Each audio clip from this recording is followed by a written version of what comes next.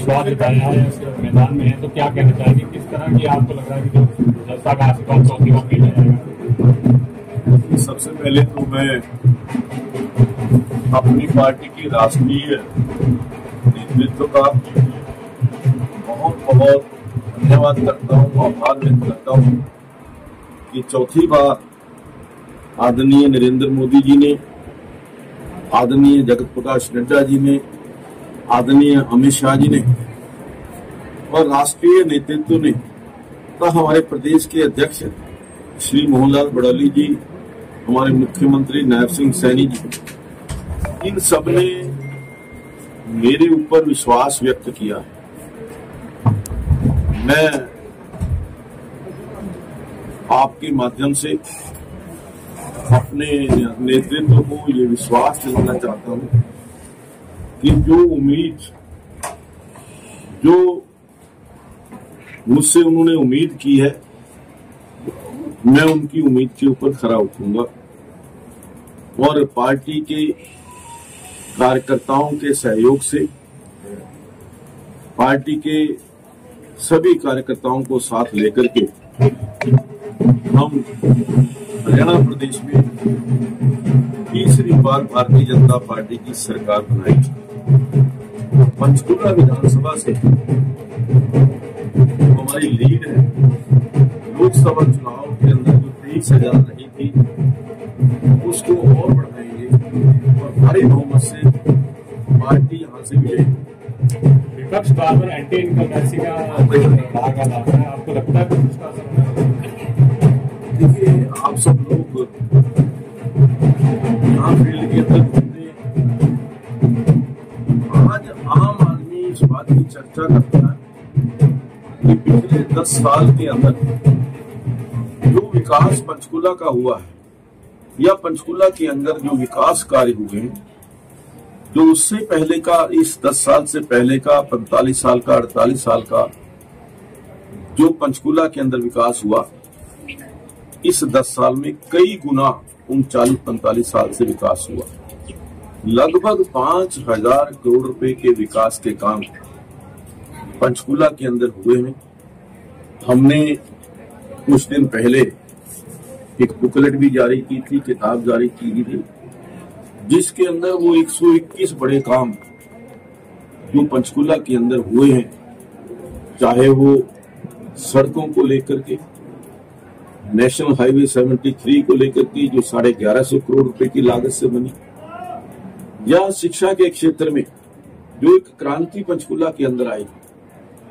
इन 10 सालों के अंदर यहाँ ITI आया, इन्हीं 10 सालों के अंदर यहाँ पॉलिटेक्निक कम मल्टी स्किल सेंटर बना है, इन्हीं 10 सालों के अंदर यहाँ पर इंजीनियरिंग कॉलेज आया, इन्हीं 10 सालों के अंदर यहाँ मेडिकल कॉलेज आया, इन्हीं 10 सालों के अंदर यहाँ National Institute of Fashion Technology आई और इन्हीं 10 सालों के अंदर नेशनल इंस्टीट्यूट ऑफ आयुर्वेद।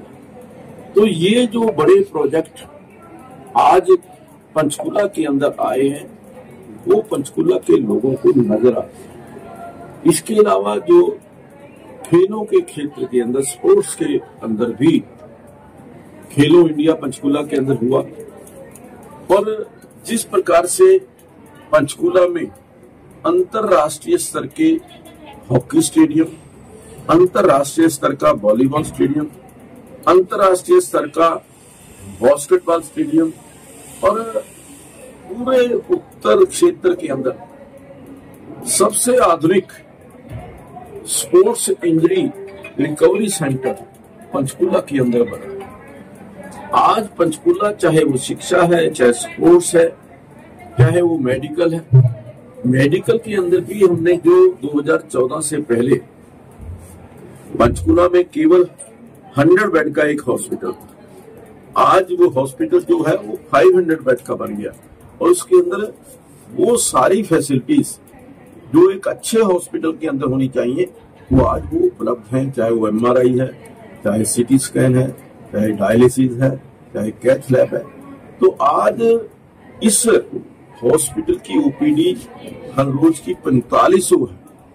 केवल पंचकुला से नहीं, आसपास के क्षेत्रों से भी लोग यहाँ पर इलाज कराने के लिए इस हॉस्पिटल के अंदर आए। सेक्टर 26 के अंदर हमने पॉलीक्लिनिक स्थापित किया है, वहां पर भी हम हॉस्पिटल बनाने जा रहे हैं, लगभग 50 बेड का हॉस्पिटल।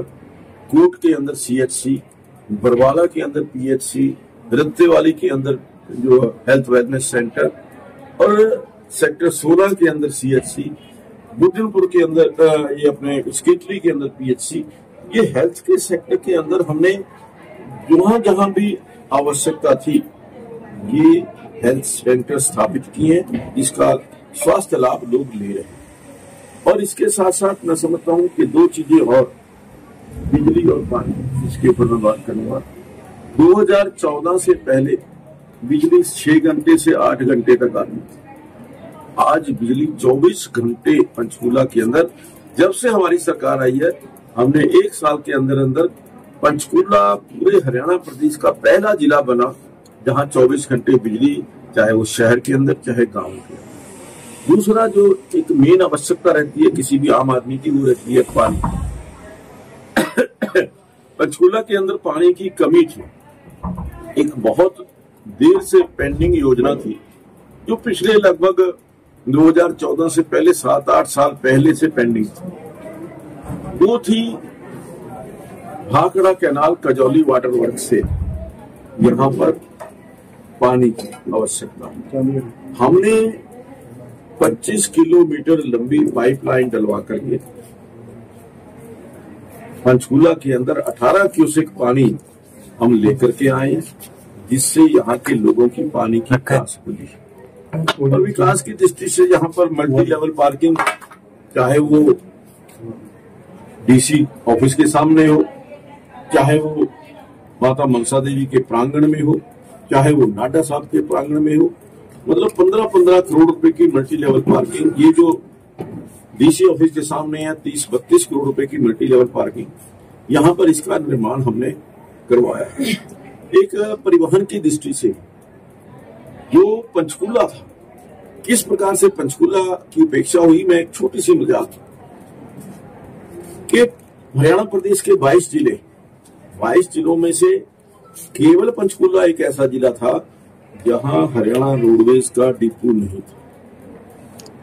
मुझे जानकारी मिली, हमने 1 साल 1.5 साल के अंदर ही यहाँ हरियाणा रोडवेज का डिपो भी बनवाया और 87 करोड़ रुपए की लागत से मॉडर्न वर्कशॉप आज पंचकूला के अंदर बना। तो हमने प्रयास किया कि जो पंचकूला के साथ भेदभाव हुआ था, उस भेदभाव को खत्म करके पंचकूला को विकसित पंचकूला बनाने का काम हमने किया।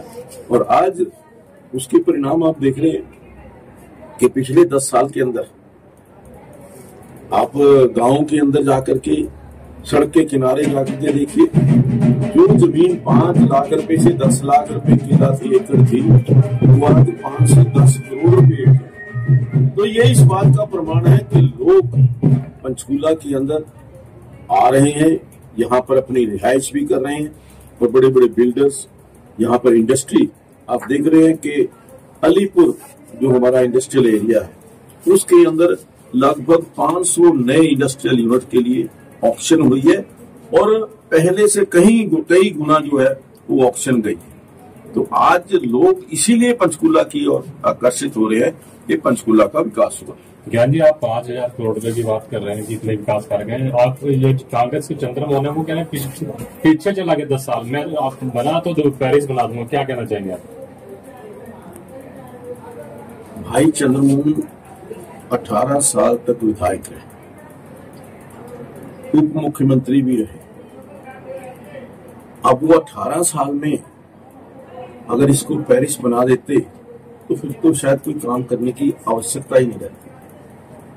अब वो 18 साल में पेरिस नहीं बना पाए तो 5 साल में किस प्रकार से इसको पेरिस बना देंगे, ये मैं उनसे पूछना चाहता हूँ। मैंने आपके माध्यम से एक प्रश्न उनसे पूछा था और आज फिर मैं कह रहा हूँ कि चंद्रमोहन जी 18 साल विधायक रहे, कोई 18 काम पंचकूला के किए हों तो वो जनता को बताएं, लोगों को बताएं, कोई लिस्ट जारी करें। हमने अपनी सूची जारी की है 121 कामों की, वो भी 18 काम, मैं 18 कामों की बात कर रहा हूं कि केवल वो जारी करते हैं कि पंचकूला के अंदर हमने ये